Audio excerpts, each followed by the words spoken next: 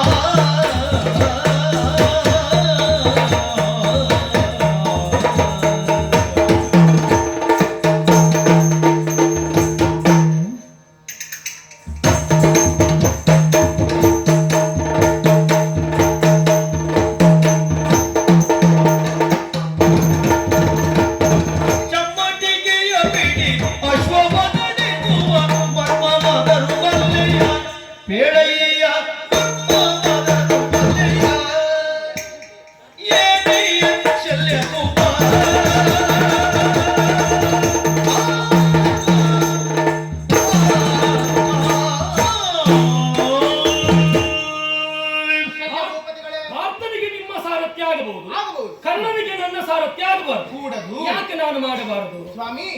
ಹೀನ ವೃತ್ತಿಗಳು ಕೆಲವು, ವೃತ್ತಿಹೀನರು ಇನ್ನು ಕೆಲವು. ಹೌದು, ಯೋಚನೆ ಮಾಡಿ. ಕಸಗುಡಿಸುವ ಕೆಲಸ ಹೀನವೇನೂ ಅಲ್ಲ. ಯಾರ ಕಸಗುಡಿಸುವುದು, ಎಲ್ಲಿಯ ಕಸಗುಡಿಸುವುದು ಎನ್ನುವ ಮೇಲಿನಿಂದ ಅವನಿಗೊಂದು ಗೌರವ ಸಿಗುತ್ತದೆ. ಹೌದು, ದೇವಸ್ಥಾನದ ಒಳಗೂ ಕಸಗುಡಿಸುವವರು ಇರ್ತಾರೆ, ಅವರಿಗೆ ಹೇಳುವ ಹೆಸರೇ ಬೇರೆ. ಮಾತ್ರ ಅಲ್ಲ, ಗ್ರಾಮ ದೇವಸ್ಥಾನದಲ್ಲಿ ಚಾಕರಿ ಮಾಡ್ತಾನಂತಾದ್ರೆ ಕಸ ಗುಡಿಸುವ ಕೆಲಸ ಇದ್ದು ಅವನಿಗೆ 4 ಗದ್ದೆ ಆದ್ರೂ ಉಂಬಡಿ ಬಿಟ್ಟಿರ್ತಾರೆ. ಹೌದಾ? ಅದೇ ರೀತಿ ಅರಮನೆಯ ಕಸ ಗುಡಿಸುವವರಿದ್ದಾರೆ, ಅವರಿಗೆ ಅರಮನೆಯ ರಾಜಪೋಷಾಕುಗಳ ಗೌರವ ಇರುತ್ತೆ. ಬೀದಿಯಲ್ಲಿ ಕಸ ಗುಡಿಸುವ ಇದ್ದಾರೆ, ಅವನಿಗೆ ಎಂತಾದ್ರೂ ಗೌರವ ಉಂಟಾ? ಉಂಟು. ಯಾಕೆಂತ ಗೌರವ? ಅವರದ್ದೇ ಸ್ಥಳದಲ್ಲಿ ಅವರಿಗೆ ಗೌರವ ಉಂಟು. ಅಲ್ಲ, ಈ ಗೌರವ ಉಂಟಾ? ಈ ಗೌರವ ಅದಕ್ಕಿಂತ ಹೋಲಿಕೆ ಮಾಡಬಾರ್ದು. ನೀವು ದೇವಸ್ಥಾನವನ್ನು ಬೀದಿಗೆ ಹೋಲಿಕೆ ಮಾಡಬಾರ್ದು ಅಂತ ಹೇಳಿದಲ್ಲ. ಮತ್ತೆ ಕಸ ಗುಡಿಸುವುದು ಕಸಗುಡಿಸುವುದೇ, ಗುಡಿಸುವುದು. ಅಲ್ಲಿಯೂ ಹೊಲಸನ್ನು ಬಾಚುವುದು ಅಂದ್ರೆ ಬಿದ್ದಿರುವಂತ ಕಸಗಳನ್ನೆಲ್ಲವನ್ನು ಗುಡಿಸಿ ಒಪ್ಪವರ್ಣವಾಗಿಸುವ ಕೆಲಸ, ಬೀದಿಯನ್ನು ಒಪ್ಪವರ್ಣ ಮಾಡಿಸುವ ಕೆಲಸವೇ. ಹೌದು, ಕೆಲಸದ ಎರಡು ಒಂದೇ, ಆದ್ರೆ ಸ್ಥಾನಗಳಲ್ಲಿ ವ್ಯತ್ಯಾಸ. ಇಲ್ಲಿ ಬಿದ್ದ ವಸ್ತುಗಳೇ ಬೇರೆ ಬೇರೆ. ಅಲ್ಲ, ಬೇರೆ ಬೇರೆ ನಾನು ಹೇಳಿದಾಗಲ್ಲ. ಸ್ವಚ್ಛತೆ ಸ್ವಚ್ಛತೆ ಅದೇ ಹೇಳಿದ್ದು. ವಸ್ತುಗಳು ಬೇರೆ, ಗುಡಿಸುವವರೇ ಬೇರೆ. ವಸ್ತುಗಳು ಬೇರೆ ಬಿಡಿ, ವಸ್ತುಗಳು ಅದು ಕಸವೇ, ಅದು ನಿರ್ಮಾಲವೇ. ಇದು ನಿರ್ಮಾಲವೇ, ಇದೇನು ಉಪಯೋಗಕ್ಕಲ್ಲ ಇರು. ಹಾಗಾದ್ರೆ ಸ್ವಚ್ಛತೆಯ ಕೆಲಸವನ್ನೇ ಎಲ್ಲರೂ ಮಾಡುತ್ತಿದ್ದರು, ಅವರ ಗೌರವ ಬೇರೆ, ಇವನಿಗಿರುವ ಗೌರವ ಬೇರೆ. ಇವನಿಗೆ ಗೌರವ ಅಲ್ಲ. ಹಾಗೆಯೇ ನಾ ಸಾರಥಿತನವನ್ನು ಮಾಡಬಹುದು, ನೀವು ಮಾಡಕೂಡ. ಅಲ್ಲದು ಯಾಕೆ ಅಂತ? ನಾನು ಅರಸನಲ್ಲ, ನಾನು ಅರಸನಲ್ಲ, ನಾನು ಗೋಪಾಲಕನಿದ್ದೇನೆ. ಅರಸರೇ ಅಲ್ವಾ? ಅಲ್ಲ, ಅರಸರೇ ಇಲ್ಲ ಅಂತ ಹಾಗಲ್ಲ. ಒಂದು ಊರನ್ನಾಳುವ ನನಗೇನು ಪಟ್ಟಾಭಿಷೇಕ ಆಗಲಿಲ್ಲ. ಗೋವಿಂದರಾಜ ಪಟ್ಟಾಭಿಷೇಕ ಆಗಿದೆ ಅಂತ ನಿನಗೆ? ಅಲ್ಲ, ಅದು ಕೊಟ್ಟಿದ್ದಾನೆ ನನಗೆ. ಇಡೀ ಭೂಮಂಡಲವೇ ನನ್ನದ್ದೇ. ಹೌದು, ನಿಮ್ಮದು, ನನ್ನದ್ದೇ. ಕಾಮಧೇನುವಿನ ಹಾಲಿನಿಂದಲೇ ಗೋವರ್ಧನಗಿರಿ ಗಿರಿಯನ್ನು ನಾನು ಉದ್ಧರಿಸಿದ ಕಾಲಕ್ಕೆ ದೇವೇಂದ್ರನೇ ನನ್ನನ್ನು ಗೋವಿಂದ ರಾಜ ಅಂತ ಕರೆದಿದ್ದಾರೆ. ಹೌದಲ್ವಾ? ಭೂಮಿಯ ಅಧಿಕಾರ ನನಗೆ ಕೊಟ್ಟಿದ್ದಾರೆ. ಹಾಗಂತ ಪರಂಪರೆಯಿಂದ ಬಂದಂತಹ ಒಂದು ಮುತ್ತಿನ ಕಿರೀಟ ನನ್ನ ತಲೆಯಲ್ಲಿ ಉಂಟ. ನನಗೊಂದು ನನ್ನದ್ದೇ ಆದಂತಹ ರಾಜ್ಯದ ಅಧಿಕಾರ, ನಾನು ಸಿಂಹಾಸನ ಏರಿದ್ದೇನೆ, ಬಲಭದ್ರ ಇದ್ದಾರೆ. ಹಾಗಾದ್ರೆ ನಾನು ರಾಜನಲ್ಲ. ನೀವು ಹಾಗಲ್ಲ. ನಿಮಗೊಂದು ಪರಂಪರೆ ಉಂಟು, ನಿಮ್ಮ ಅಪ್ಪನಿಗೊಂದು ಹೆಚ್ಚುಗಾರಿಕೆ ಉಂಟು, ನಿಮಗೊಂದು ಮೂಲ ಪೀಠ ಉಂಟು. ಹಾಗಾದ್ರೆ ಯಾವ ಗುರುಗಳ ಮಂತ್ರಾಕ್ಷತೆಯನ್ನು ತಲೆಯಲ್ಲಿ ತುಂಬಿಸಿ ನೀವು ಮೂರ್ಧಾಭಿಷಿಕ್ತರಾದಿರೋ ಅಂತಹ ಅರಸರಾದ ನಿಮಗೆ ಒಂದು ಧರ್ಮ ಎನ್ನುವಂಥದ್ದುಂಟು. ಆ ಧರ್ಮವನ್ನು ಮೀರಕೂಡದು. ಯಾವ ಧರ್ಮ ಇರುವುದು? ಧರ್ಮ ರಾಜ್ಯವೇ ಪ್ರತಿಷ್ಠಾಪಿಸಲ್ಪಡಬೇಕು. ಆ ನೆವಲೆಯಿಂದಲೇ, ಆ ಉದ್ದೇಶದಲ್ಲಿ ನೀವು ಹೊರಟು ಬಂದವರಲ್ಲ. ಹಾಗಾದ್ರೆ ಮಾದ್ರಾ ದೇಶದಿಂದ ನೀವು ಹೊರಟು ಬರುವಾಗ ನಿಮ್ಮ ಅಂತರಂಗದಲ್ಲಿದ್ದ ಉದ್ದೇಶ ಏನು? ಧರ್ಮ ಸಂರಕ್ಷಣೆ. ಅದನ್ನು ಮಾಡುವುದಿದ್ರೆ ಪಾಂಡವರು ಮಾತ್ರ ಎನ್ನುವ ಕಾರಣವ ಅಂತಹ ಇಚ್ಛೆಯನ್ನುಳ್ಳವರೇ ಆಗಿ ಬಂದವರು. ನೀವು ಮಾರ್ಗ ಬದ್ಧದ್ರೆ ಏನೋ ಆಗಿ ಹೋಯಿತು, ಬುದ್ಧಿಯನ್ನು ಬದಲಾಯಿಸಿದಿರಿ. ಈಗ ನೀವು ಕೌರವನ ಪಕ್ಷವನ್ನ ಅಂತು ಕರ್ಣನಿಗೆ ಜಯ ತಂದು ಕೊಡಬೇಕೆನ್ನುವ ಉದ್ದೇಶದಿಂದ ನೀವು ಸಾರಥಿತನವನ್ನು ಮಾಡಿ ಪ್ರಾಮಾಣಿಕವಾಗಿ ಕರ್ಣನನ್ನು ಗೆಲ್ಲಿಸಬೇಕು, ತನ್ಮೂಲಕವಾಗಿ ಕೌರವನಿಗೆ ಜಯ ತಂದು ಕೊಡಬೇಕು ಅಂತ ನಿಮ್ಮ ಹೋರಾಟ. ಸ್ವಾಮಿ, ಈ ಕಡೆ ಇದ್ದ ಪಾಂಡವರು ಧರ್ಮಾತ್ಮರು ಅಂತ ನಿಮಗೆ ಮೊದಲೇ ಗೊತ್ತು ಅಲ್ಲ. ಮೊದಲು ಧರ್ಮಾತ್ಮರು, ಆಮೇಲೆ ಅಧರ್ಮಿಗಳಾದ್ರೆ ಇರ್ಲಿ. ಆಮೇಲೆ ಅಧರ್ಮಿಗಳಂತ ನೀವು ಹೊರಟು ಬಂದದ್ದು ಯಾಕೆ? ಹೊರಟು ಬಂದ ಮೇಲೆ ಕುರುಕ್ಷೇತ್ರದಲ್ಲಿ ಅಧರ್ಮಿಗಳಾದ್ರೆ? ಕುರುಕ್ಷೇತ್ರದಲ್ಲಿ ಅಂತದ್ದು ಅಲ್ಲಿಯೂ ನಡೆದಿದ್ದು, ಇಲ್ಲಿಯೂ ನೋಡುವ. ಈಗ ನೀರು ಬಿಸಿಯಾಗುತ್ತದೆ ಸ್ವಾಮಿ. ಬೆಂಕಿಯ ಶಾಖದಿಂದ ನೀರು ಬಿಸಿಯಾಗುತ್ತದೆ. ಹೌದು. ಬೆಂಕಿ ಹೇಗೆ ಕೈ ಸುಡುತ್ತದೋ ನೀರು ಹಾಗೆ ಕೈ ಸುಡುತ್ತದೆ. ಹಾಗಂತ ಬೆಂಕಿಯನ್ನು ಆರಿಸುವ ಆ ಮೂಲ ಗುಣ ಬಿಸಿ ನೀರಾದ್ರೂ ಬಿಟ್ಟು ಕೊಡುವುದಿಲ್ಲ. ಪಾಂಡವರು ಎಷ್ಟು ಬದಲಾಗುತ್ತೆ ಅಂತ ಗೊತ್ತಾಗಿತ್ತಲ್ಲ. ಹಾಗಾದ್ರೆ ಧರ್ಮರಾಜನಿಂದಲೇ ಧರ್ಮ ರಾಜ್ಯವು ಪ್ರತಿಷ್ಠಾಪಿಸಲ್ಪಡಬೇಕಿರುವಂತ ಮೂಲ ಇಚ್ಛೆ ನಿಮಗೂ ಇದ್ದದ್ದು. ಅಂತಹ ನೀವು ಈಗ ಕರ್ಣನನ್ನು ಗೆಲ್ಲಿಸುವುದಕ್ಕೆ ಹೊರಟರೆ ಕೌರವನು ರಾಜನಾದಂತಾದ್ರೆ ಪರಿಣಾಮವಾಗಿ ಮೂರ್ಧಾಭಿಷಿಕ್ತ ಅಂತ ಒಬ್ಬ ಅರಸನಾಗಿ ನೀವು ಏನು ಮಾಡಿದ ಹಾಗಾಗುತ್ತದೆ? ಅಧರ್ಮ ಮಾಡಿದ ಹಾಗಾಗುತ್ತದೆ. ಆದ್ದರಿಂದ ಧರ್ಮವಲ್ಲ ಅರಸರಿಗೆ. ಕೌರವನ ಅಧರ್ಮ ಏನು ಅಂತ ಬೇಕು, ಪಾಂಡವರ ಧರ್ಮ ಎಲ್ಲಿವರೆಗಂತೂ ಬೇಕು ನಮ್ಮ ಸ್ವಾಮಿ. ಬರೇ ಕೌರವನನ್ನ ಅಧರ್ಮ ತಿಳಿದಾಗುದಿಲ್ಲ. ಅಲ್ಲಲ್ಲ, ಅದು ಬಹಳ ಆಗಿ ಹೋಗಿದೆ. ಇಟ್ಟುಕೊಂಡ ರಾಜ್ಯವನ್ನೇ ಕೊಡುವುದಿಲ್ಲ ಅಂತ ಹೇಳಿಕೊಂಡು ಕೃಷ್ಣ ಸಂಧಾನದ ಪ್ರಸಂಗವೇ ಆಗಿ ಹೋಗಿದೆ. ಅಲ್ಲಿಂದಲೇ ನಡೆದು ಬಂದದ್ದು. ಈಗ ಅವ ಏನು ಮಾಡಿದ್ದಾನೆ, ಅದಕ್ಕೆ ಏನು ಅನುಭವಿಸ್ತಾ ಇದ್ದಾನೆ ಎನ್ನುವಂಥದ್ದು ಆಗಿ ಹೋಗಿದೆ. ಮತ್ತೆ ಈ ಪ್ರಸಂಗದಲ್ಲಿ ಆ ಪ್ರಸಂಗ ಹೇಳ್ಕೊಂಡು ಬರುವುದು ಬೇಡ. ಕೌರವ ಏನು ಪಾಂಡವರು ಏನಂತ ಗೊತ್ತಾಗಿ ಪಾಂಡವರಿಗೋಸ್ಕರ ಕೌರವ ಬದಲಾದದ್ದೇ ವಿನಃ ಈಗ ಲೋಕಕ್ಕೆ ಕೌರವ ಕೆಟ್ಟವನ. ಈಗ ಅದೇ ಹೌದು ಅಂತಾಗಿದ್ದ ನೀವು ಮತ್ತೆ ಪಾಂಡವರ ಕಡೆಗೆ ಹೊರಟು ಬಂದದ್ದು ಯಾಕೆ? ನೀವು ಯಾಕೆ ಕೌರವ? ಹಾಗಾದ್ರೆ ನಿಮ್ಮ ಮೂಲ ಸಿದ್ಧಾಂತ ಯಾಕೆ? ಕೌರವ ಪಾಂಡವರಿಗೆ ಮಾತ್ರ ಕೆಟ್ಟವ, ಕೌರವ ಲೋಕಕ್ಕೆ ಕೆಟ್ಟವ ಅಲ್ಲ ಅಂತ ಆದ್ರೆ ನೀವು ಹೊರಟು ಯಾಕೆ ಕೌರವರ ಕಡೆಗೆ ಹೊರಟು? ಧರ್ಮಸಮ್ಮತವಾಗಿ ಪಾಂಡವರಿಗೆ ಸಿಗಬೇಕಾದದನ್ನ ಹೋರಾಟದಲ್ಲಿ ಕೊಡಿಸುವಂತ ಬಂದದ್ದು. ಹೌದಾ? ಪಾಂಡವರಿಗೆ ಕೊಡಿಸುವಂತ ಬಂದದ್ದು. ಹಾಗಾದ್ರೆ ಕೌರವನ ನೋಡಬೇಡವಾ? ಧರ್ಮ ಸಮ್ಮತವಾಗಿ ಪಾಂಡವರಿಗೆ ಸಿಗಬೇಕಾದದ್ದು ಅಂತ ನಿಮ್ಮ ಮಾತು. ಹೌದು. ಹಾಗಾದ್ರೆ ಧರ್ಮ ಸಮ್ಮತವಾಗಿ ಸಿಗಬೇಕಾದದನ್ನು ಕೊಡುವುದಿಲ್ಲ ಅಂತ ಕೂತವ ಯಾರು? ಕೌರವ ಕೂತದ್ದು. ಸಾಕಲ್ಲ, ಕೌರವನ ಕೆಟ್ಟವನ್ನ ಸಾಕಲ್ಲ. ಕೃಷ್ಣ ಪಾಂಡವರಿಗೆ ಕೌರವ ಕೆಟ್ಟವನು, ಅದು ಕೌರವನಿಗೆ ಅರ್ಥ ಆಗಬೇಕು ಅಂತ ಆದ್ರೆ ಅವನೇ ಹೇಳಿದಲ್ವಾ, ಸಾಮದಿಂದಲ್ಲ ಸಂಗ್ರಾಮದಿಂದಲೇ ಪಡೆಯಲಿ, ತಮಗೆ ಬೇಕಾದದೇನು ಹಾಗೆ.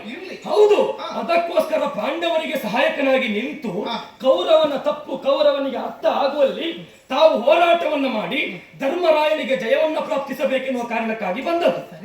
ಈಗಲೂ ನನ್ನ ಸಾರಥ್ಯ ಪಾಂಡವರಲ್ಲಿ ಅಧರ್ಮ ಇದ್ದದ್ರಿಂದ ಸಾರಥ್ಯ ಏನಿಲ್ಲ. ಈಗ ನೀವು ಅದನ್ನು ಯಾವ ಬಗೆಯಲ್ಲಿ ಗುರುತಿಸಿದ್ರು ಎಂದು ನನಗಲ್ಲ. ಈಗ ನಿಮ್ಮ ಹಾಗಾದ್ರೆ ನಿಮ್ಮ ಮನಸ್ಸಲ್ಲಿ ಮೊದಲಿದ್ದದ್ದು ಪಾಂಡವರಿಗೆ ಸಿಗಬೇಕಾದದ್ದು ಸಿಗಲಿಲ್ಲ. ಹಾಗಾದ್ರೆ ಅಂತರಾಯ ತಂದವನು ಕೌರವರಿದ್ದಾರೆ. ಆದ್ರಿಂದಲೇ ಕೌರವನನ್ನು ದುಷ್ಟ ಅಂತ ನಾ ಹೇಳುವುದಲ್ಲ. ಪ್ರತಿಯೊಬ್ಬರು ಆಡಿಕೊಂಡಿದ್ದಾರೆ, ಅರ್ಥ ಮಾಡಿಕೊಂಡಿದ್ದಾರೆ, ಅದಕ್ಕೆ ಅವ ಅನುಭವಿಸುತ್ತಲೇ ಇದ್ದಾರೆ. ಪ್ರಶ್ನೆ ಬೇರೆ. ಅಲ್ಲದೆ ಸೋಲಿನ ಮೇಲೆ ಸೋಲನವರು ಅನುಭವಿಸುತ್ತಾ ಇದ್ದಾರೆ. ಹಾಗೆಳ್ಲಿಕ್ಕಾಗುದಿಲ್ಲ. ಯಾಕೆ ಗೊತ್ತುಂಟಾ? ಈಗ ನಿಮ್ಮಲ್ಲ ಕೇಳ್ತೇನೆ, ನೀವು ಅಧರ್ಮದ ಪಕ್ಷವ ಧರ್ಮದ ಪಕ್ಷವ ಯಾವುದು? ನೀವು ಈಗ ಗೆಲುವಾಗ್ತದೆ ಅದಲ್ಲ, ಅದು ಬೇಡ. ನೀವು ಅಧರ್ಮದ ಪಕ್ಷವ ಧರ್ಮದ ಪಕ್ಷವ ಹೇಳಿ. ಈಗ ಅಲ್ಲ, ನಾನು ನಿಮ್ಮಲ್ಲಿ ಕೇಳುದು, ನೀವು ಧರ್ಮದ ಪಕ್ಷವ ಅಧರ್ಮದ ಪಕ್ಷ? ಈಗ ಯಾರೇ ಆಗಿರ್ಲಿ, ನೀನು ಚಂದ ಅಲ್ಲ, ನೀನು ಚಂದ ಇದ್ದೀಯೋ ಅಥವಾ ಕುರೂಪಿ ಇದೆಯೋ ಕೇಳಿದ್ರೆ ಒಬ್ಬ ವಿಕಾರಿ ಹೇಳಿದ್ರೆ ನಾನು ಚಂದ ಇದ್ದೇನೆ ಅಂತ ಹೇಳು. ಹೌದಾ? ಹಾಗೆ ನೀವು ಹೇಳಿ. ಈಗ ನೀವು ಧರ್ಮದ ಪಕ್ಷ ಧರ್ಮದ ಪಕ್ಷ ಅದನ್ನು ಗುರುತಿಸಬೇಕಾದದ್ದು ನಮ್ಮನ್ನು ಅರ್ಥ ಮಾಡಿಕೊಂಡವರೇ ಹೊರಲ್ಲಪ್ಪ, ನಾವೇ ಹೇಳಿಕೊಂಡು ಬರೋದು. ನಾನು ನಿಮ್ಮಲ್ಲಿ ಕೇಳ್ತೇನೆ, ನಾನು ಕೇಳ್ತಿರೋದು ಈಗ ನನಗೆ ನೀವು ಹೇಳಿಕೊಳ್ಳೋದು ಬೇಡ. ಧರ್ಮದ ಪಕ್ಷವ ಧರ್ಮದ ಪಕ್ಷವು? ಈಗ ಧರ್ಮರಾಜನ ಪಕ್ಷದಲ್ಲಿದ್ದೆ. ಹೌದಾ? ಧರ್ಮರಾಜ ಕೆಟ್ಟವ ಅಂತ ಒಂದು ನಿರೂಪಣೆ ಮಾಡಿಕೊಡಿ. ಅದಕ್ಕೆ ಧರ್ಮರಾಜ ಕೆಟ್ಟವನಿದ್ದಾನೆ ನಿರೂಪಣೆ ನಾನು ನಿಮ್ಮಲ್ಲಿ ಕೇಳುದು, ಎಂತದು? ನೀವು ಧರ್ಮದ ಪಕ್ಷವೋ ಅಧರ್ಮದ ಪಕ್ಷವೋ ಅಂತ? ಈಗ ಧರ್ಮ- ಯಾಕೆ ಗೊತ್ತುಂಟಾ? ನಾನು ಯಾರ ಪಕ್ಷದಲ್ಲಿದ್ದೇನೆ? ನೀವು ಧರ್ಮರಾಯನ ಪಕ್ಷ. ಧರ್ಮ ಸಾಕಲ್ಲ. ಹೌದು, ಹೌದು. ಧರ್ಮರಾಜ ಕೆಟ್ಟವ ಅಂತ ಒಂದು ನಿರೂಪಣೆ ಮಾಡಿ. ಅದಲ್ಲ, ನೀವು ಧರ್ಮರಾಯ, ನೀವು ನಾನು ಧರ್ಮದ ಪಕ್ಷವೋ ಕೃಷ್ಣ, ಅಧರ್ಮದ ಪಕ್ಷವೋ ಅಂತ ಕೃಷ್ಣ, ನಿರೂಪಣೆ ಆಗುತ್ತೆ. ಕೃಷ್ಣ, ನೀ ಧರ್ಮದ ಉಳಿವಿಗಾಗಿ ಧರ್ಮರಾಯನ ಪಕ್ಷವೇ ಹೌದಾದ್ರೆ ಹಾ. ನಿನ್ನ ನಾರಾಯಣ ಸೇನೆಯನ್ನು ಕೌರವನಿಗೆ ಯಾಕೆ ಕೊಟ್ಟೆ? ಯಾರು ನೀನು ಯಾರು ನೀನೇ ಕೊಟ್ಟದಲ್ವ? ಅದು ಬಯಸಿದ್ಯಾರು? ಅಲ್ಲ, ಹಾಗಾದ್ರೆ ಬಯಸಿದರೆ ಅಧರ್ಮಕ್ಕೆ ನೀನು ಏನ್ ಬೇಕಾದ್ರೂ ಕೊಡ್ತೀಯ? ಅಲ್ಲ ಹಾಗೆ ಹೇಳಿದ್ದಲ್ಲ. ಅಧರ್ಮಿ ಆದವ ತನಗೆ ಜಯ ಬೇಕು ಅಂತ ಬಯಸ್ತಾನೆ, ಅಲ್ಲ, ಕೊಡ್ತೀಯ? ಹಾಗಲ್ಲ. ನಮ್ಮಲ್ಲಿ ಬಂದು ಕೇಳಿದ್ದೆ ಹಾಗೆ. ಹಾ. ಈಗ ಅಧರ್ಮೀಯ ಪಕ್ಷಕ್ಕೆ ಕೊಟ್ಟದ್ದು ಅಂತಲ್ಲ, ಮತ್ತೆ? ಅಲ್ಲಿ ಸಂಬಂಧದ ನೆಲೆಯಲ್ಲಿ ಬಂದಿದ್ದಾರೆ. ಯಾವುದು? ಸ್ವಾಮಿ ನೀವು ಭಾವಂದಿರು, ಹಾ. ನೀವು ಯಾವ್ದವರು ನಮಗೂ ಬೀಗರು. ಈಗ ನಮ್ಮ ಮನೆಗೆ ಹುಡುಗಿಯನ್ನು ಕೊಡ್ಲಿಲ್ವ ಅವನಿಗೆ? ಕೊಟ್ಟಿದ್ದು. ಕೌರವನಿಗೆ ಮದುವೆ ಮಾಡಿ, ಕೌರವನ ಮಗನಿಗೆ ಮದುವೆ ಮಾಡಿ ಕೊಡ್ಲಿಲ್ಲ. ಹ್ಮ್. ಹಾಗಾದ್ರೆ ಕೊಡುಕೊಳ್ಳುವಿಕೆ ನಮ್ಮಲ್ಲಿ ಬೀಗದಂಟತನ ಆಗಿದೆ. ನಮ್ಮಲ್ಲಿ ಬಂದು ಕೇಳಿದ, ನಿನಗೆ ಏನು ಬೇಕು? ನಮಗೆ ನಾರಾಯಣಿ ಸೈನ್ಯ ಬೇಕು ಅಂತ ಹೇಳಿದ. ಒಬ್ಬ ನಮ್ಮ ಬಾಂಧವರಾಗಿ ಸಂಬಂಧಿಗಳಾಗಿ ನಮಗೆ ಕೊಡಬೇಕು ಅಂತ ಕೇಳಿದ. ಆಯ್ತಪ್ಪ ಅಂತ ಅದನ್ನು ಕೊಡಬೇಕಾದ್ರೆ ಬಲರಾಮ ದೇವ, ನೀನು ಬಲರಾಮನಲ್ಲಿ ಹೋಗಿ ಕೇಳು. ನಾನು ಸ್ಪಷ್ಟ ಹೇಳಿದ್ದೇನೆ, ಏನಂತ? ಹರಿದು ಹಂಚಾದರೆಂಬ ಅಪಕೀರ್ತಿ ಬಹುದು, ಆದ್ರಿಂದಲಾಗಿ ಮೇದಿನಿಗೋಸ್ಕರ ನೀವು ಸುಮ್ಮನೆ ಜಗಳ ಮಾಡುವುದಲ್ಲ ಅಂತ ಸ್ಪಷ್ಟವಾಗಿ ಹೇಳಿದ್ದೇನೆ. ನಮ್ಮ ಅಣ್ಣನ ತೀರ್ಮಾನದಂತೆ ಅದು ಹಂಚಿ ಹೋಗಿರುವ ವಿಷಯ. ಜೊತೆಯಲ್ಲಿ ಅವ ಅಧರ್ಮೀಯ ಆಗಿದ್ದರೂ ಕೂಡ ಅಂತ ಅಧರ್ಮೀಯ ಪಕ್ಷವನ್ನು ಸೇರಿದ ನಾರಾಯಣಿ ಸೈನ್ಯವೇ ಇರಲಿ, ನಮ್ಮದೇ ಇರಲಿ, ಅಲ್ಲಿ ಕೆಟ್ಟವರಿದ್ದಾರಂತ ಆದ್ರೆ ಒಬ್ಬರನ್ನು ಉಳಿಸುವುದಿಲ್ಲ. ಏನು ಹೌದಾ? ಈಗ ನಾನು ಧರ್ಮ ಪಕ್ಷದಲ್ಲಿ ಇದ್ದೇನೆ ಎನ್ನುವುದಕ್ಕೆ ಆ ಕಡೆಯಲ್ಲಿ ಸೇರಿಕೊಂಡದ್ದು ನಮ್ಮ ಸೈನ್ಯವೇ ಅಲ್ಲ, ಹೌದು. ನಮ್ಮ ಮನೆಯ ಹುಡುಗರೇ ಅಲ್ವಾ? ನೋಡು, ಯುದ್ಧ ಮುಗಿಯುವಾಗ, ಈಗ ಯುದ್ಧ ಮುಗಿಯುವಾಗ ಕೌರವನ ಸೇನೆಯಲ್ಲಿದ್ದಂತ ಅಧರ್ಮಿಗಳು ನಮ್ಮವರೇ ಇರಲಿ, ಒಬ್ಬರನ್ನು ಉಳಿಸುವುದಿಲ್ಲ. ಏನು ಈಗ ನಿಮ್ಮ ಸೇನೆಯಲ್ಲಿದ್ದ ಧರ್ಮಿಗಳು, ನಿಮ್ಮ ಸೇನೆಯಲ್ಲಿದ್ದ ಧರ್ಮಿಗಳು ಅಧರ್ಮಿಗಳು ಹೌದು ಅಂತ ಆದ್ರೆ ಅವರು ಉಳಿಲಿಕ್ಕಿಲ್ಲ. ಈಗ ದೃಷ್ಟಿ, ಯಾಕಂದ್ರೆ ಇದು ಧರ್ಮ ಯುದ್ಧ ಎನ್ನುವುದೇ ಸ್ಥಾಪನೆ ಆಗಿ ನಿಮ್ಮಲ್ಲೇ ಕೇಳ್ತೇನೆ, ಏನು? ಆಯುಧ ಇಲ್ಲದಿದ್ದವನನ್ನು ಕೊಲ್ಲಬಾರದು ಎನ್ನುವುದು ಯುದ್ಧ ಕ್ಷೇತ್ರದ ನಿಯಮ. ಹೌದು. ಈಗ ದ್ರೋಣಾಚಾರ್ಯರನ್ನ ದೃಷ್ಟದ್ಯುಮ್ನ ಕೊಂದ, ಇದು ಧರ್ಮವೋ ಅಧರ್ಮವೋ? ಯಾವುದು? ದೃಷ್ಟದ್ಯುಮ್ನ ದ್ರೋಣಾಚಾರ್ಯರು ಉಳಿತಾ ಹೋಗಿ ಕೊಂದದ್ದು, ಇದು ಧರ್ಮವೋ ಅಧರ್ಮವೋ? ದ್ರೋಣಾಚಾರ್ಯರು ಏನು ಮಾಡಿದ್ದಾರೆ ಅದ್ರ ಮೊದಲು? ಯುದ್ಧದಲ್ಲಿ ಗೆದ್ದಿದ್ದಾರೆ. ಯುದ್ಧದಲ್ಲಿ ಗೆದ್ದು ಹೇಳಿ. ಅಷ್ಟೇ ಹೇಳುವುದಲ್ಲ. ಮತ್ತೆ ಶಲ್ಯ ಭೂಪತಿಗಳು, ಮತ್ತೆ ಹೇಳಿ. ನೀವು ಕಣ್ಣಾರೆ ಕಂಡ ಪ್ರಕರಣ ಅದು. ಹೌದು. ಅದ್ರ ಮೊದಲು ದ್ರೋಣಾಚಾರ್ಯರು ಏನು ಮಾಡಿದ್ದಾರೆ? ಎಲ್ಲರನ್ನ ಗೆದ್ದಿದ್ದಾರೆ ಅವರು. ಎಲ್ಲರನ್ನು ಗೆದ್ದದ್ದು ಮಾತ್ರ ಮತ್ತೆ? ಅಲ್ಲ, ಆಮೇಲೆ ಏನು ಮಾಡಿದ್ದಾರೆ? ಮತ್ತೇನು ಮಾಡಿದ್ರು? ಅಶ್ವತ್ಥಾಮ ಹತಕುಂಜರ ಆಯ್ತು ಅಂದ್ಮೇಲೆ ಎಂತ ಮಾಡಿದ್ದಾರೆ? ಹೌದು, ಅಶ್ವತ್ಥಾಮ ಹತಾಕುಂಜರ ಅಂತ ಹೇಳಿದ ತಕ್ಷಣ ಅವರು ಬಿಡಬೇಕಾದನ್ನ ಬಿಟ್ಟರು ಅಲ್ವಾ? ಏನು ಬಿಟ್ಟು? ಶಸ್ತ್ರವನ್ನು ತ್ಯಜಿಸಿದ್ರು. ಆಮೇಲೆ ಏನು ಮಾಡಿದ್ರು? ಅವರು ಹೋದ್ರು, ಮೇಲೆ ಹೋದ್ರು, ಆಮೇಲೆ ಏನಾಯ್ತು? ಹುಡುಕ್ತೇನೇನವಾಗಿ ಹೋದ್ರು. ಹೋದ್ರು. ಹೋಗಿ ಬರುವ ಮೊದಲು ಏನಾಯ್ತು? ಏನಾಯ್ತು? ದುಷ್ಟದ್ಯುಮ್ನ ತುಂಡರಿಸಿದ ಅಲ್ವಾ? ಆಮೇಲೆ ಅವರು ಕಾಗೆಯಾಗಿ ಬಂದು ಹೆಕ್ಕುವುದಕ್ಕೆ ಪ್ರಾರಂಭ ಮಾಡಿದ್ರು. ಆಗ ಅಂಬರ ಪದದಲ್ಲಿ ಭಾರದ್ವಾಜರು ಹೇಳಿದ್ರು, ಸಾಕು ಮಗನೇ, ನಿಗಿದಿನ್ನು ಬೇಡ, ಬಾಯಿನೂ ಹಾಗೆ. ಈಗ ನಿಮ್ಮನ್ನು ಕೇಳ್ತೇನೆ, ಈಗ ಯುದ್ಧ ಮಾಡುವಾಗ ಶಸ್ತ್ರವನ್ನ ಎಸೆಯಬೇಕು ಅಂತಾದರೆ ಸತ್ಯನಾದವನು ಅಸತ್ಯದ ಮಾತನ್ನಾಡಿರಬೇಕು, ಸತ್ಯನಾದವನು ಸುಳ್ಳನ್ನಾಡಬೇಕು, ಅಮೃತವನ್ನಾಡಬೇಕು. ಈಗ ಧರ್ಮರಾಯ ಸುಳ್ಳು ಹೇಳಿದ್ದಾನೆ, ಹೌದಲ್ವಾ? ಧರ್ಮರಾಯ ಸುಳ್ಳು ಹೇಳಿದ್ದಾನೆ ಅಂತಾದ್ರೆ ಅವ ಧರ್ಮ, ಅವನಲ್ಲಿ ಸತ್ಯ ಉಂಟೇನುವಾಗ ನೀವು ಹೇಗೆ ಹೇಳ್ತೀರಿ? ಸ್ವಾಮಿ ಅದೇಳಿ ಯಾವುದು ಸುಳ್ಳು ಯಾವುದು ಸತ್ಯ ಇದನ್ನು ಬಹಳ ಚೆನ್ನಾಗಿ ಯೋಚಿಸಲಿ. ಆಡುವ ಮಾತು ವಾಕ್ಯದಲ್ಲಿ ಸುಳ್ಳಾಗುವುದಲ್ಲ, ಅಥವಾ ಪರಿಣಾಮದಲ್ಲಿ ಹೇಗೆ ಎನ್ನುವಂತ ಲಕ್ಷ್ಯವನ್ನು ಇಟ್ಟುಕೊಂಡು ಆಡಬೇಕು. ಪರಿಣಾಮದಲ್ಲಿ ಒಳಿತನ್ನು ಮಾಡುತ್ತದೆ ಅಂತ ಆದ್ರೆ ಸುಳ್ಳಾಡಿದರೂ ದೋಷವಿಲ್ಲ, ಪರಿಣಾಮದಲ್ಲಿ ಕೆಟ್ಟದ್ದಾಗುತ್ತದೆ ಅಂತ ಆದ್ರೆ ಸತ್ಯವನ್ನು ಹೇಳಿದ್ರು ದೋಷ ಇರುತ್ತದೆ. ಯೋಚನೆ ಮಾಡಿ, ನಡುರಾತ್ರಿಯ ಕಾಲದಲ್ಲಿ ಮನೆಗೊಬ್ಬ ನೆಂಟ ಬರ್ತಾನೆ, ಒಬ್ಬ ಅತಿಥಿಯಾಗಿ ಬರ್ತಾನೆ. ಹೌದಾ? ಅವನಿಗೆ ಬರುವುದಕ್ಕೆ ಒಂದ್ ಸ್ವಲ್ಪ ಅಡಚಣೆಯಾಗಿ ಮಾರ್ಗದಲ್ಲಿ ಏನೋ ಒಂದಿಷ್ಟು ತೊಡಕಾಗಿ ಮನೆಗೆ ಬರುವಾಗ ತಡವಾಯಿತು ಅಂತ ಇಟ್ಟುಕೊಳ್ಳಿ. ಮನೆ ಮಂದಿ ಎಲ್ಲ ಮನೆಗೆ ನಿದ್ರಿಸಿರ್ತಾರೆ, ನೋಡಿದ್ರೆ ಗೊತ್ತಾಗುತ್ತದೆ ಅವ್ರದೆಲ್ಲ ಊಟ ಆಗಿದೆ ಅಂತ. ಆದ್ರೂ ಉಪಚಾರಕ್ಕೆ ಕೇಳ್ತಾರೆ, ಸ್ವಾಮಿ ನಿಮ್ಮದು ಊಟ ಆಗಿದೆಯಾ? ಬಂದವ ಏನ್ ಹೇಳ್ಬೇಕು? ಸತ್ಯವೇ ಹೇಳ್ಬೇಕೆನ್ನುವಾಗ, ಇಲ್ಲೋ ಇಲ್ಲೆಲ್ಲ ನನಗೆ ಜೋರು ಹಸಿವಾಗುತ್ತಾ ಉಂಟು, ನನ್ನದು ಊಟವೇ ಆಗ್ಲಿಲ್ಲ ಅಂತ ಹೇಳಿದ್ರೆ ಪಾಪ ಆ ಮನೆಯವರು ಏನು ಮಾಡ್ಬೇಕು? ರಾತ್ರಿ ಮತ್ತೆ ಅಡುಗೆ ಮಾಡಿ ಸಿದ್ಧಪಡಿಸಲೇಬೇಕು. ಆ ದಿವಸಕ್ಕೆ ಬಡಿಸಿ ಅವರು ಮತ್ತೆ ಮರು ದಿವಸಕ್ಕಾದ್ರೂ ಏನು ಮಾತು ಬರ್ತದೆ, ಅಯ್ಯೋ ಮೊನ್ನೆ ರಾತ್ರಿ ಅವರು ಬಂದು ಒಂದು ನಮಗೆ ಅಡುಗೆ ಮಾಡುವಂತ ಗೋಳಾಯಿತು ಎನ್ನುವ ಹಾಗೆ ಮನಸ್ಸಿನಲ್ಲಾದ್ರೂ ಬಂದು ಹೋದಿತ್ತು. ಹಾಗಾದ್ರೆ ಅವ ಏನಾಡಬೇಕು? ಅಲ್ಲ ಹೇಳಿದ್ರು, ಈಗ ಅರ್ಥ ಮಾಡಿಕೊಳ್ಳಿ, ಈಗ ಒಂದು ಉಪಮೆ ಎನ್ನುವಂಥದ್ದು ಅದರ ಧ್ವನಿ ಹಿಡ್ಕೊಳ್ಳಿ, ಅದೇ ಅವನಲ್ಲಿ ಸತ್ಯವನ್ನೇ ಹೇಳುವುದಲ್ಲ. ಇಲ್ಲ ಇಲ್ಲ, ನನಗೆ ಹಸಿವಿಲ್ಲ, ನನಗೆ ಬೇಕಾದ ಹಾಗೆ ಹೊಟ್ಟೆ ತುಂಬಿದೆ, ನಾನು ಮೊದಲೇ ಊಟ ಮಾಡಿದ್ದೇನೆ, ನನಗೆ ಏನು ಹಸಿವಿಲ್ಲ, ಒಂದಿಷ್ಟು ನೀರು ಕೊಡಿ ಸಾಕು ಎನ್ನುವ ಸುಳ್ಳನ್ನಾಡಿದರೂ ಆ ಸುಳ್ಳು ಒಳ್ಳೆ ಪರಿಣಾಮವನ್ನು ಕೊಡುತ್ತದೆ. ಈಗ ಅಲ್ಲಿ ಧರ್ಮರಾಜ ಮಾಡಿದ್ದ ಅದನ್ನು ಈಗ ದ್ರೋಣಾಚಾರ್ಯರು ಸುಮ್ಮನೆ ಯೋಗಾವಧ್ಯರಾದ್ರಂತ ಹೇಳಿದ್ರಲ್ಲ, ಅದೇ ದ್ರೋಣಾಚಾರ್ಯರು ಆ ದಿವಸ ಯುದ್ಧಕ್ಕೆ ಬರುವಾಗ ಅವರ ಮನಸ್ಥಿತಿ ಹೇಗಿತ್ತು ಎನ್ನುವುದನ್ನು ಯೋಚನೆ ಮಾಡಿ. ಇದೇ ಕೌರವ ಅವನನ್ನು ಚುಚ್ಚಿದ್ದಾರೆ, ಒಬ್ಬ ಬ್ರಾಹ್ಮಣನಾದಂತ ನೀವು ಹೀಗೆ ಮಾಡುವುದೆನ್ನುವಾಗ ಹೀನಾಯಮಾನವಾಗಿ ಬೈದಿದ್ದಾರೆ. ದ್ರೋಣಾಚಾರ್ಯರು ಯುದ್ಧ ಕ್ಷೇತ್ರಕ್ಕೆ ಬಂದದ್ದು ಗೆಲ್ಲುವುದಕ್ಕಲ್ಲ, ಸಾಯುವುದಕ್ಕಾಗಿ ಬಂದವರು. ಆ ಕಾರಣಕ್ಕೋಸ್ಕರವಾಗಿ ಬೇಡದೇ ಇದ್ದ ಅನಾಚಾರ ಮಾಡ್ತಾ ಇದ್ದಾರೆ. ಅಲ್ಲದೇ ಇದ್ದರೆ ಸಶರೀರನಾಗಿ ದೇವಲೋಕಕ್ಕೆ ತನ್ನ ಆತ್ಮಜ್ಯೋತಿಯ ಪ್ರಕಾರವಾಗಿ ಹೋಗಿ ಆ ಬಳಿಕ ಬಂದು ನರಿನಾಯಿಗಳ ದೇಹದಲ್ಲೆಲ್ಲ ಹೋಗಿ ಸಿಕ್ಕವರನ್ನು ಕಚ್ಚಿಕೊಳ್ಳುವಂತ ಹಿಂಸೆಯನ್ನು ಮಾಡಿದ ಮೇಲೆ ಅಂಬರದಲ್ಲಿದ್ದ ಪಿತೃದೇವತೆಗಳು ಹೇಳಿದ ಮೇಲೆ ಅವರು ತನ್ನ ಅಂತಹ ಕೃತ್ಯವನ್ನು ನಿಲ್ಲಿಸಿದ್ರು. ದೃಷ್ಟದ್ಯುಮ್ನ ಹುಟ್ಟಿದ್ದೇ ದ್ರೋಣ ವಧಾರ್ಥವಾಗಿ ದ್ರೋಣರ ವಧೆಯನ್ನು ಮಾಡಿದ್ದರಿಂದ ಹಾನಿ ಆಗ್ಲಿಲ್ಲ ಶಲ್ಯ ಭೂಪತಿಗಳು.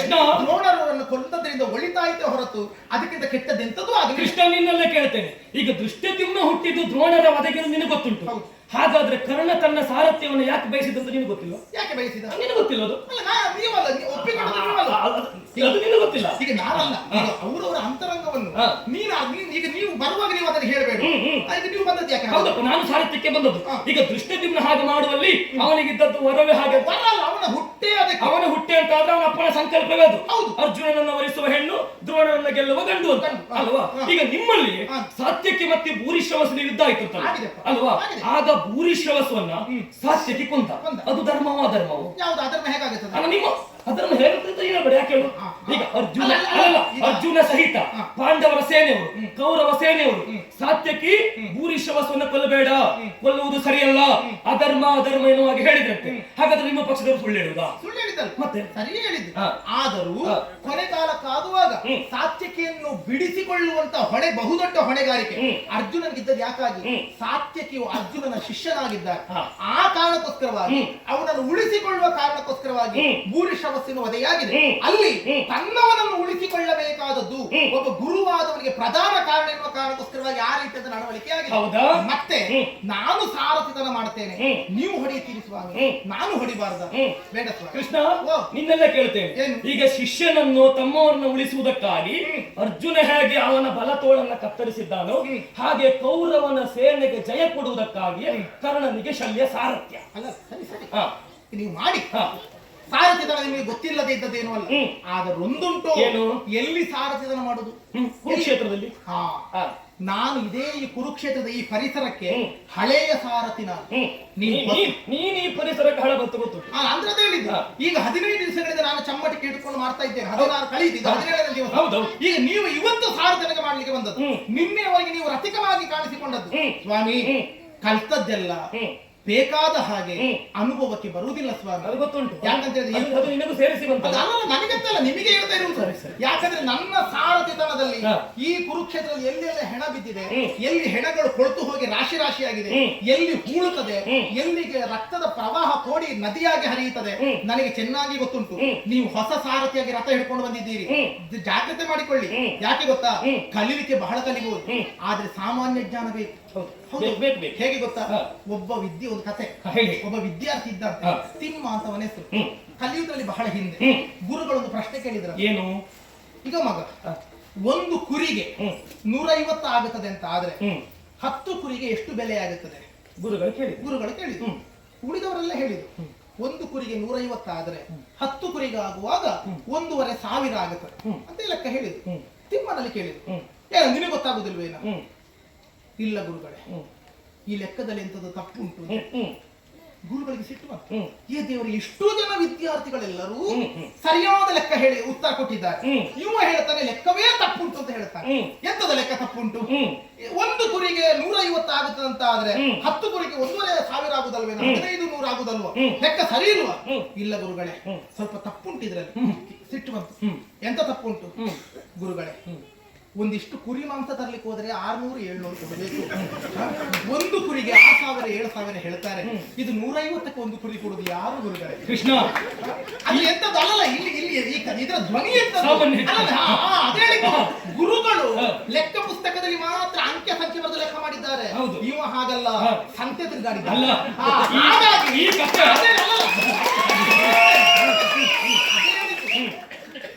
ನಮ್ಮ ಪುಸ್ತಕದ ಪಟ್ಟಿಯ ಲೆಕ್ಕಾಚಾರಕ್ಕಿಂತಲೂ ಹೊರಗಿನ ಊರಿನ ಜ್ಞಾನ ದೊಡ್ಡದು. ಅದಕ್ಕೆ ಹೇಳುವುದು, ದೇಶ ತಿರುಗಬೇಕು, ಕೋಶ ಓದಬೇಕು. ಬರೀ ಕೋಶ ಓದಿ ಲೆಕ್ಕಾಚಾರ ಹಾಕಿದಾಗೆಲ್ಲ ಬರುವುದಿಲ್ಲ. ಕೈಯಲ್ಲಿ ಚಮ್ಮಟಿಗೆ ಹಿಡ್ಕೊಂಡು ಕುದುರೆಯ ಹಾಗೆ ಹೊಡೆದಾಕ್ಷರದಲ್ಲಿ ರಥ ಮುಂದೆ ಹೋದೀತು. ಎಲ್ಲಿ ಎಷ್ಟು ತಿರುಗಬೇಕು, ಎಲ್ಲಿ ಎಷ್ಟು ಹಾರಬೇಕು, ಎಲ್ಲಿ ಎಷ್ಟು ಜಾರಬೇಕು ಎಂತ ಗೊತ್ತುಂಟು. ಕೃಷ್ಣ, ಈ ಕಥೆ ನೀನೇ ಹೇಳಿದ್ದು ಒಳ್ಳೇದಾಯ್ತು. ಎಂತದ್ದು ಇದು? ಬಹುಶಃ ಕದ್ಕೊಂಡು ಬಂದು ಕುರಿ ಇರಬೇಕು, ಬೆಂಡೆ ಕದ್ದು ಹಾಗೆ. ಹಾಗಾಗಿ ಕಾಲದಿರ್ಬೇಕು. ನೀವು ಯಾವುದೋ ಕಥೆ ಯಾವುದಕ್ಕೂ ಆಡಿದ್ದು. ಈಗ ಸಾಮಾನ್ಯ ಜ್ಞಾನ ಬೇಕು. ಅದೇ ಹೇಳಿದ್ದು. ನಿಮಗೆ ಸಾರದ ಗೊತ್ತಿರಬಹುದು. ಕುರುಕ್ಷೇತ್ರದಲ್ಲಿ ಎಲ್ಲೆಲ್ಲಿ ಹೇಗಾಗುತ್ತದೆ ಗೊತ್ತುಂಟ ನಿಮಗೆ? ಕುರುಕ್ಷೇತ್ರ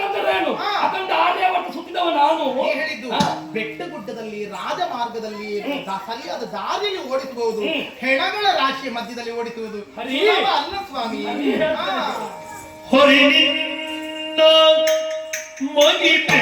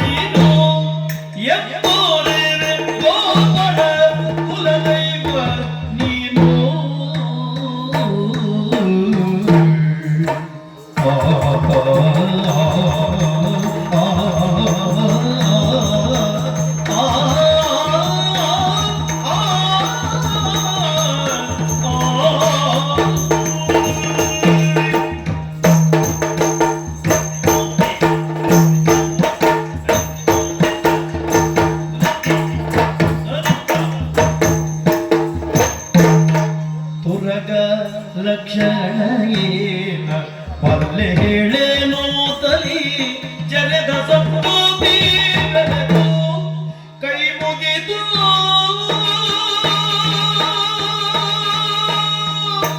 ಆ, ಆ,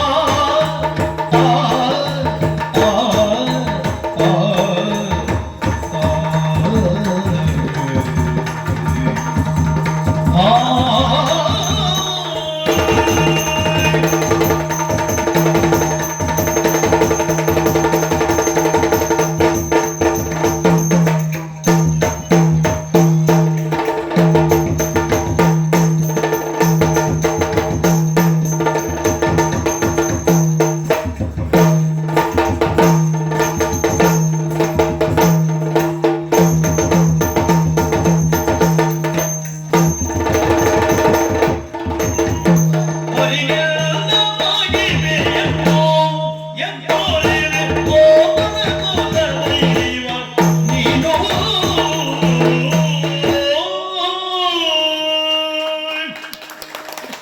ಓ ಹರಿವಿನ ಮಹಿಮೆಯನ್ನು ಎಂತೊರೆವೆ ಓಹೋ ಏನ ಹೇಳುವುದಕ್ಕುಂಟು. ಹಾ ಗೋಪರ ಕುಲದೈವ ನೀನು, ಅಂದ್ರೆ ಕೇವಲ ದನ ಸಾಕುವವರಿಗೆ ಮಾತ್ರ ನಾನು ದೈವ ಅಲ್ಲವೇ ಅಲ್ಲ. ಮತ್ತೆ ಗೋ ಅಂತ ಹೇಳಿದ್ರೆ ಭೂಮಿಗೂ ಹೇಳ್ತಾರೆ, ಹ್ಮ್ ಭೂಮಿಯಲ್ಲಿಯೂ ಹಾ ನಿನ್ನನ್ನು ಆರಾಧಿಸ್ತಾರೆ. ಹೌದು ಭೂಮಿಗಂದರೇನು? ಹ್ಮ್ ಲೋಕ ಲೋಕಕ್ಕೆ ಹಾ ನೀನು ಶ್ರೇಷ್ಠವಾಗಿ ಇಂದ್ರನಾಡಿದ ಮಾತು ಹ್ಮ್ ಅದಲ್ಲ. ಹ್ಮ್ ಸಂತಾನ ಸಭೆಯಲ್ಲಿಯೂ ಹ್ಮ್ ಕೌರವನಾಡಿದ ಮಾತು ಹ್ಮ್ ಎಲೆಮುರ ಅಂತ ಕಲಾಲಿಸೈ ಹೌದಾ ಅಲ್ವಾ? ಹಾಗಾದ್ರೆ ಹಾ.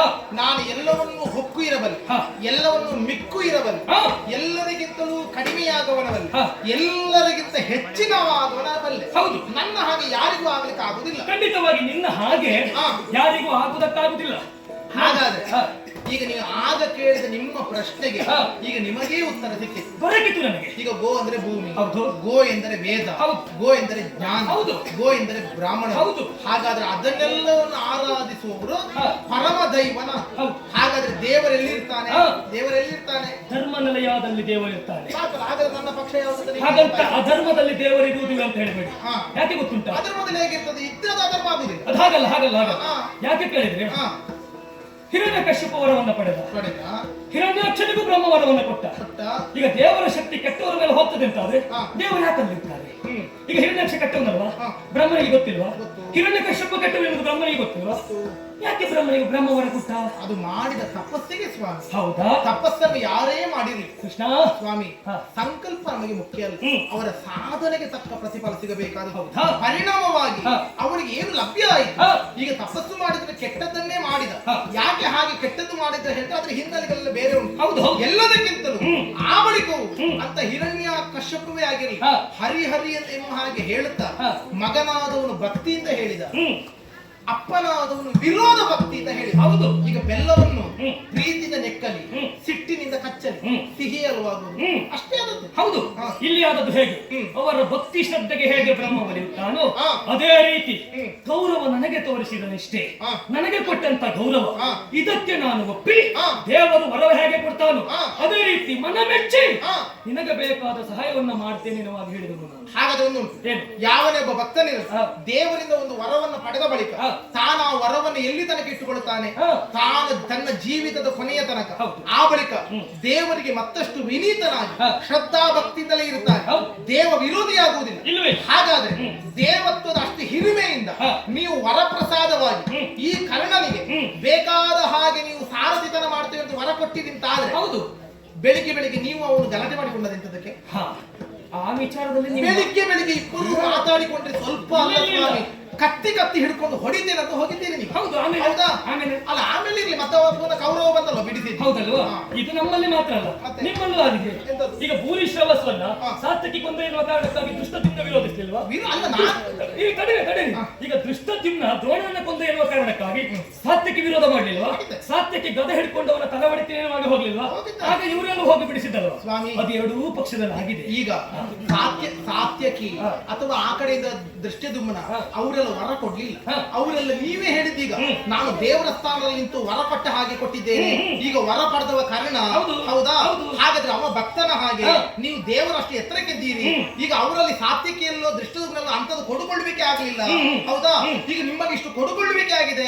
ಇಷ್ಟು ಕೊಟ್ಟವರು ಪಡ್ಕೊಂಡವರು ಒಂದು ವಿನೀತ ಭಾವದಿಂದ ಇರಬೇಕಾದ್ರು ನೀವೆಂತದಕ್ಕೆ ಜಗಳ ಮಾಡುದು? ಒಂದು ಕೆಲಸ ಮಾಡುವ. ಎಂತದ್ದು? ಈಗ ನಾನು ದೇವರಾಗಿ ನಾನು ಕೌರವನಿಗೆ ಕೊಟ್ಟ ಮಾತು, ಹೌದು. ಅದಕ್ಕೆ ಪ್ರತಿಯಾಗಿ ಕರ್ಣನ ಜೊತೆಗೆ ಬಂದದ್ದು. ಹೌದು. ಈಗ ಭಕ್ತ ದೇವರಲ್ಲಿ ಗಲಾಟೆ ಆಗುದಿಲ್ಲ ಅಂತ ಹೇಳಲಿಕ್ಕೆ ಆಗುದಿಲ್ಲ. ಅಲ್ಲ ಗಲಾಟೆ ಅಲ್ಲ, ಇಂದ್ರಕೀಲಕದಲ್ಲಿ ಶಬರವೇಶದಲ್ಲಿ ಬಂದ ಈಶ್ವರನಿಗೆ ಅರ್ಜುನನಿಗೆ ಗಲಾಟೆ ಆಗಲಿಲ್ಲ. ಅದು ಕೊಡುವುದಕ್ಕೋಸ್ಕರವಾಗಿ ಅವನ ಪರಾಕ್ರಮ ತಿಳಿಯುವುದಕ್ಕೆ ಬಂದದ್ದು. ಇಲ್ಲಿ ಆ ಗಲಾಟೆಗೂ ಈ ಗಲಾಟೆಗೂ ವ್ಯತ್ಯಾಸ ಅಲ್ಲ, ಇಲ್ಲಿ ಇಲ್ಲ.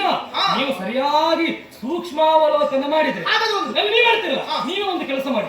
ಇವತ್ತು ನಾನು ಕರ್ಣನಿಗೆ ಸಾರಥ್ಯ ಆದದ್ದು, ನಿಮ್ಮನ್ನ ಸಾರಥ್ಯ ಸ್ಥಾನದಲ್ಲಿ ಕುಳ್ಳಿಸಿದ, ರಥಮಾರ್ಗವನ್ನು ಸಮರ್ಪಣೆ ಮಾಡಿದ ಧರ್ಮರಾಯನಲ್ಲಿ ಹೋಗಿ ಕೇಳಿ, ಧರ್ಮರಾಯ ನಿನ್ನ ಮಾವ ಶಲ್ಯ ಭೂಪತಿ 17ನೇ ದಿವಸದ ಕುರುಕ್ಷೇತ್ರ ಯುದ್ಧದಲ್ಲಿ ಕರ್ಣ ರಥಕ್ಕೆ ಸಾರಥಿ ಆದದ್ದು ಅಧರ್ಮವೋ ಧರ್ಮವೋ ಅಂತ. ಅವ ಅಧರ್ಮ ಅಂತ ಒಂದು ಮಾತು ಹೇಳಿ ಇಲ್ಲಿಂದ ಬಿಟ್ಟು. ಅಲ್ಲ ಅದು ಬೇಡ. ಅಲ್ಲಲ್ಲ, ಯಾಕಂದ್ರೆ ನೀವೀಗ ಧರ್ಮರಾಜನಲ್ಲಿ ಕೇಳಿ ಇಲ್ಲಿ ಬಂದು ಕೂತದ್ದು. ನಿಮಗೆ ಧರ್ಮ ಜಿಜ್ಞಾಸೆಗೆ ನನಗೆ ಧರ್ಮ ಜಿಜ್ಞಾಸೆ ಇಲ್ಲ. ಈಗ ನೀವೊಂದು ಕೆಲಸ ಮಾಡಬೇಕು, ಅಷ್ಟೇ ಹೇಳ್ತೀನಿ ಅಂತ ಆದ್ರೆ ನಿಮಗೆ ಎದುರೆದುರು ನಾನೊಂದು ಪಂಥ ಹಾಕುತ್ತೇನೆ. ಏನು? ಈಗ ನಮ್ಮ ಹಾಗೆ ಸಾರ್ಥನ ಮಾಡ್ಲಿಕ್ಕೆ ಬಂದದ್ದು ಅಂತ ಹೇಳ್ತಿರಲ್ಲ, ನೀವು ಮಾಡಬಹುದು ನಾನು ಮಾಡಬಹುದು ಕೇಳ್ತಿರಲ್ಲ. ನಾನು ಅರ್ಜುನನಿಗೆ ಮಾಡ್ತಾ ಇದ್ದೇನೆ. ನನ್ನ ಒಂದೇ ಒಂದು ಮಾತನ್ನು ಅರ್ಜುನ ಮೀರುವುದಿಲ್ಲ. ಈಗ ನನ್ನ ರಥಿಕ ಅರ್ಜುನನಾದರೂ ಕ್ರಮ ಹೇಗೆ? ರಥಿಕ ಹೇಳಿದ್ದನ್ನು ಸಾರಥಿ ಮಾಡಬೇಕು. ಇಂತಲ್ಲಿಗೆ ಹೋಗು ಇಂತಲ್ಲಿಗೆ ಮಾಡು ಅಂತ ಹೇಳಿದ್ರೆ ಹಾಗೆ ಮಾಡಬೇಕು. ಅದು ನಮ್ಮಲ್ಲಿ ಹಾಗಲ್ಲ. ನಾನು ಸಾರಥಿ ಆದವನು ರಥಿಕನಿಗೆ ಹೇಳುದು, ಅರ್ಜುನ ಅಲ್ಲಿ ಹೋಗುವ, ಅರ್ಜುನ ಇಲ್ಲಿ ನೋಡು, ಅರ್ಜುನ ಈ ಬಾಣ ಹೊಡಿ, ಅರ್ಜುನ ಆ ಕೆಲಸ ಮಾಡು. ನನ್ನ ನಿರ್ದೇಶನದಂತೆ ಅರ್ಜುನ ಕೆಲಸ ಮಾಡ್ತಾನೆ. ಈಗ ನಿಮಗೆ ಕೂಡ್ತದ? ಈಗ ಬೇಡ ಬಿಡಿ, ನಿಮ್ಮ ಒಂದು ಮಾತು ನಿಮಗೆ ಅದು ಒಂದು ಮಾತನ್ನಾದ್ರು ಕನ್ನಡದಲ್ಲಿ ನಡೆಸಲಿಕ್ಕೆ ನಿಮ್ಗೆ ಆಗುತ್ತದೆ ನೋಡು. ಒಂದು ನಾನು ಸ್ಪಷ್ಟವಾಗಿ ಹೇಳ್ತೇನೆ, ಎಂತದ್ದು? ನಿಮಗೆ ಅರ್ಜುನನ ಅನಿವಾರ್ಯ ಉಂಟು, ನನಗೆ ಕರ್ಣನ ಅನಿವಾರ್ಯತೆ ಇಲ್ಲ. ಯಾಕೆ ಗೊತ್ತುಂಟಾ? ಅರ್ಜುನ ಎಷ್ಟೋ ಸಾರಿ ನಾನು ಯುದ್ಧ ಮಾಡುವುದಿಲ್ಲ ಅಂತ ಆಯುಧ ಕೆಳಗಿಟ್ಟಾಗ ನೀನೇ ಹೇಳಿದಂತೆ ಮಾಡ್ಬೇಕು ಎನ್ನುವಾಗ ಅವನನ್ನು ಹುರಿದುಂಬಿಸಿದೆ. ಅದರ ಅರ್ಥ ನಿನಗೆ ಅರ್ಜುನನ ಅನಿವಾರ್ಯತೆ ಉಂಟು, ನನಗೆ ಹಾಗಲ್ಲ. ಕರ್ಣನ ಅನಿವಾರ್ಯತೆ ನನಗಿಲ್ಲ. ಬರುವಾಗಲೇ ಮಾತನ್ನ ಕೌರವನಲ್ಲಿ ಆಡಿ ಬಂದಿದ್ದೇನೆ. ಸಂದರ್ಭಕ್ಕೆ ಸರಿಯಾಗಿ ನಿನ್ನ ಗೆಲುವಿಗೋಸ್ಕರ ನಾನು ಸೂಚನೆಯನ್ನು ಕೊಡ್ತೇನೆ. ಆ ಸೂಚನೆಯನ್ನು ಮನ್ನಿಸಿ ನಾನು ಹೇಳಿದಾಗೆ ಅವ ಯುದ್ಧವನ್ನ ಮಾಡಿದ್ರೆ ಕೊನೆಯವರೆಗೂ ಶಲ್ಯ ಸಾರಥ್ಯ ಕರ್ಣನಿಗುಂಟು. ಅದಲ್ಲ, ನೀವು ಹೇಳಿದ್ರಲ್ಲ ಶಲ್ಯ ತಲೆಯಲ್ಲಿರಬೇಕಾದದ್ದು ಮುಂಡಾಸು, ಕಾಲುವರಿಸುವುದಕ್ಕಾಗಬಾರ್ದೆನ್ನುವ ಹಾಗೆ ಕರ್ಣನಿಗೆ ಶಲ್ಯ ಮುಂಡಾಸಾಗಿಯೇ ಬಂದದ್ದು. ಕರ್ಣನ ತಲೆಯಾಗಿ ನಿಂತು ಬುದ್ಧಿ ಮಾತನ್ನು ಹೇಳ್ತೇನೆ. ಅದನ್ನ ತ್ಯಜಿಸಿ ಕರ್ಣನ ಕಾಲು ಶಲ್ಯನ ತಲೆಯ ಸಮೀಪ ಬಂದರೆ ಅಂದ್ರೆ ಆ ಗಳಿಗೆಯಲ್ಲಿ ಶಲ್ಯ ರಥ ಬಿಟ್ಟು ಹೋಗ್ತಾನೆ. ನೆನಪಿಟ್ಟು ನಾನು ಎದುರು ನಿಂತುಕೊಂಡು ನೋಡ್ತಾ ಇರ್ತೇನೆ, ನಾನು ಎದುರಿನ ರಥದಲ್ಲಿ ಕೂತು ನೋಡ್ತಾ ಇರ್ತೇನೆ. ನಿಮಗೆ ಕೂಡುತ್ತದೆ ನೋಡು. ನಾನು ಯಾವ್ದು ಬೇಡ, ಒಂದು ಬಾಣ ನೀವು ಹೇಳಿದ ಹಾಗೆ ಅವ ಹೊಡೆದ ಅಂತ ಆದ್ರೆ ನಾನು ನಾನು ನಿಮಗೆ ಹೇಳುವುದಿಷ್ಟೇ, ಇವತ್ತಿನ ಯುದ್ಧದಲ್ಲಿ ನನ್ನದ್ದು ನಡೆಯದಿದ್ರೆ ನಿನ್ನದ್ದು ನಡೀತದೆ, ನನ್ನದ್ದು ನಡೆದ್ರೆ ನಿನ್ನದ್ದು ಯಾವ ಕಾರಣಕ್ಕೂ ನಡೆಯುವುದಿಲ್ಲ. ನನ್ನದು ಇಷ್ಟು ದಿನವೂ ನಡೆದಿದೆ, ನನ್ನದು ಇಷ್ಟು ದಿನ ನಡೆದದ್ದು ಉಳಿಬೇಕು ಅಂತ ಆಗಿದ್ದರೆ ಇವತ್ತು ನೀವು ನಿಮ್ಮದನ್ನು ನಡೆಸಬೇಕು. ಅದಲ್ಲ ನನ್ನ ಸ್ಥಾಪನೆಯನ್ನು ನೀವು ಹೇಳಿದ ಹಾಗೆ ಹೇಳಿದ ಕೇಳ್ತೇನೆ. ಈಗ ನೀವು ಉಳಿದ್ರೆ ಮಾತ್ರ, ನೀವು ಉಳಿದ್ರೆ ನಾನಿಲ್ಲ, ನೀವು ಉಳಿಯದೇ ಇದ್ರೆ ಮಾತ್ರ ನಾನು ಅಂತ ಹೇಳ್ತೀರಲ್ಲ, ಹಾಗಲ್ಲ. ಯಾಕಂದ್ರೆ ಅದಲ್ಲ, ನಾನು ಅದಕ್ಕೆ ಉತ್ತರ ಹೇಳುದು. ನಾನು ನನ್ನ ತನವನ್ನು ಮೊದಲೇ ಸ್ಥಾಪಿಸಿ ಆಗಿದೆ. ನೀವು ಇವತ್ತು ಕಾಣಿಸಿಕೊಂಡವರು ಒಂದು ಸರಿಯಾಗಿ ಕೆಲಸ ಮಾಡಿ ಮುಂದಿನ ಸಲಕ್ಕೆ ನಿಮಗೆ ಬರ್ಲಿಕ್ಕೆ ಒಂದು ಹೇಳಿಕೆ ಸಿಗುವಷ್ಟು ಒಂದು ವಿಷಯ ನೆನಪಿಟ್ಕೊಳ್ಳಿ. ಏನು ಗೊತ್ತುಂಟಾ, ಇಲ್ಲಿಯವರೆಗೆ ನಿನ್ನದು ನಡೆದಿತ್ತು, ಇವತ್ತು ನಡೀತದೆ ಹಾಗೆ ಹೇಳಿದ್ರಲ್ಲ, ಆ ಮಾತನ್ನ ಗಟ್ಟಿಯಾಗಿಸಬೇಕು ಯಾರಿಂದಲೂ ಸಾಧ್ಯವಾಗುವುದಿಲ್ಲ. 9 ದಿನವರೆಗೂ ಭೀಷ್ಮಾಚಾರ್ಯರಲ್ಲಿ ಸೋತ ಪಾಂಡವರು 10ನೇ ದಿವಸ ಗೆದ್ದದ್ದು. ಯಾವತ್ತಿಯಲ್ಲಿ ಆಗಬೇಕಲ್ಲ ಅಂತ ಮತ್ತೆ ಹೇಳಿದ್ರಲ್ಲ, ನಾವು ಬಂದದ್ದು ನನ್ನ ಕೆಲಸ ಮಾಡಿಸಿ ಇನ್ನೊಮ್ಮೆ ಉಳಿದರೆ ಕರೆಸಿಕೊಳ್ಳುವ ಹಾಗೆ ಆಗ್ತದೆ. ನಾನು ಪ್ರಾಮಾಣಿಕವಾಗಿ ಆಡಿದ ಮಾತಿನಂತೆ ಕುರುಕ್ಷೇತ್ರದಲ್ಲಿ ಕೆಲಸ ಮಾಡಿಯೇ ಮಾಡ್ತೇನೆ. ನಾನು ಕೆಲಸ ಮಾಡಿ ಇವತ್ತು ವಿಜೃಂಭಿಸಿದರೆ ಮುಂದೆ ನಿನಗೆ ತೊಂದರೆ ಆಗ್ತದೆ ಅಂತ ಗೊತ್ತಾದ್ರೆ ನನ್ನ ಕೆಲಸನೇ ಹಾಳು. ತಿಳ್ಕೊಳ್ಳಿ, ಯಾವಾಗ ಒಬ್ಬ ಒಳ್ಳೆಯ ಕೆಲಸಗಾರ ಏನು ಹೇಗಿರ್ತಾನೆ, ಆರೋಗ್ಯಕರವಾದಂತ ಪ್ರತಿಸ್ಪರ್ಧೆಯನ್ನು ನಿರೀಕ್ಷಿಸುತ್ತಾ ಇರ್ತಾರೆ. ಹೌದಾ? ಹಾಗಾದ್ರೆ ಅಸೂಯೆ ಎನ್ನುವಂಥದ್ದು ಬೇಕು, ಒಳ್ಳೆಯ ರೀತಿ ಅಸೂಯೆ ಬೇಕು. ನನಗೊಬ್ಬ ಪ್ರತಿಸ್ಪರ್ಧಿಯಾಗಿ ಬಂದು ನಿಲ್ಲುತ್ತಾನಂತಾದ್ರೆ ಅವನಷ್ಟೇ ಅಲ್ಲದಿದ್ರು ಅವನಿಗೆ ಸಮದಂಡಿಗನಾಗಿ ನಾನು ಕಾಣಿಸಿಕೊಳ್ಬೇಕು ಅಂತ ಇರಬೇಕು. ಇಲ್ಲಿ ಇವರೊಬ್ಬರು ಇದ್ದಾರೆ, ಅದಕ್ಕೆ ನೀವು ಬರಬೇಕು ಅಂತ ನನ್ನನ್ನು ಕರೆದದ್ದಲ್ಲ. ಸ್ವಾಮಿ ನೀವು ಬರ್ತೀರಿ, ನಿಮಗೆ ಸರಿಯಾದದಿದ್ರೆ ಅವರೊಂದು ಕರ್ಕೊಂಡು ಬರ್ತೀರಾ ಅಂತ ಹೇಳಿಕೊಂಡು ನಿಮ್ಮನ್ನು ನಿಮ್ಮನ್ನು ಇಲ್ಲಿಗೆ ಕರೆಸಿಕೊಂಡದ್ದು ಅಲ್ಲ. ಅಂದ್ರೆ ಪಾರ್ಥ ಸಾರಥ್ಯ, ಕೃಷ್ಣನ ಸಾರಥ್ಯ ಮೊದಲೇ ಇದ್ದದ್ದು ಹಾ. ಶಲ್ಯ ಸಾರಥ್ಯ ಈ ಒಂದು ದಿವಸಕ್ಕೆ ಮಾತ್ರ. ನೀವು ಯೋಚನೆ ಮಾಡಿ ಈಗ ನಾಳೆ ಬಂದರು ಅಲ್ಲ, ನಾಳೆ ನೀವು ಬಂದರು ಸರಿ, ಸರಿ. ಸಾರಥಿಯಾಗಿ ಬರ್ಲಿಕ್ಕಿಲ್ಲಲ್ಲ. ಅಲ್ಲಲ್ಲ ಅಲ್ಲಲ್ಲ, ಅಲ್ಲ, ತಡಿ. ಬರ್ಲಿಕ್ಕಿಲ್ಲಲ್ಲ. ಬರ್ಲಿಕ್ಕಿಲ್ಲ. ನಾನು ಹಾಗಲ್ಲ ಹಾ. ಮೊದಲು ಹೇಗಿದ್ದೇನೋ ಹಾ. ನಾಳೆಯೂ ಅದೇ ತರ ಅದ್ರ ಮೂಡಿಸಿಕೊಂಡು ಅರ್ಥ ಏನು ಗೊತ್ತುಂಟಾ? ಹಾ. ನೀವು ಒಂದೇ ಜಾಗದಲ್ಲಿ ಕುಳಿತು ಒಂದೇ ಮಾಡುದು, ನಾವು ಬೇರೆ ಬೇರೆ ಭಿನ್ನ ಭಿನ್ನ ಮಾಡ್ತೇವೆ, ಮೇಲೆ ಮೇಲೆ ಹೋಗ್ತೇವೆ. ನಾವು ಇವತ್ತು ಸಾರಥಿ ನಾಳೆ ರಸಿಕರಾಗ್ತೇವೆ. ಅದೇ ಕಷ್ಟ. ಹಾ. ಅದೇ ಕಷ್ಟ. ಹಾ. ಅದಕ್ಕೆ ಸ್ಥಿರತೆ ಇಲ್ಲ ಅಂತ ಹೇಳುದು. ಅದು ನೋಡು, ಅದು ಹೆಣ್ಣು ವೇಷ ಮಾಡಿದವರು ಗಂಡು ವೇಷ ಮಾಡಿದವರು. ಅಲ್ಲಲ್ಲ, ಹಾಗಲ್ಲ. ಅದು ಸ್ಥಿರತೆ ಇಲ್ಲ ಅಂತ ಹಾಗೆಲ್ಲ. ಹಾ. ಅದಕ್ಕೆ ಅನಿವಾರ್ಯತೆ ಅಂತ ಹೆಸರು. ಇದು ಸಾರಥ್ಯವೇ ಅನಿವಾರ್ಯತೆ. ಸಾರಥ್ಯದ ಅನಿವಾರ್ಯತೆಗೋಸ್ಕರವಾಗಿ ಮಾಡಿದ್ದು. ಹಾ. ನನ್ನದು ಸ್ಥಿರತೆಯ ಸಾರಥ್ಯ. ಒಂದು ಕೆಲಸ- ಸ್ಥಿರತೆಯ ಸಾರಥ್ಯ. ಕೆಲಸ ನಿಮ್ಮದು ಅದಲ್ಲಲ್ಲ? ಆಯ್ತಪ್ಪ. ಹಾ. ಈಗ ನಾವಿಬ್ಬರೇ ಮಾತನಾಡಿದ್ರೆ ಪಾಪ ಅವರಿಬ್ಬರಿಗೆ ಅವಕಾಶ ಇಲ್ಲ ಅಂತ. ನಿಮಗೆ ಈಗ ಎಚ್ಚರ ಆಯ್ತಲ್ಲ? ಈಗ ಇಷ್ಟು ಮಾತಾಡಿದ್ನಲ್ಲ. ಹಾ, ನೋಡುವ.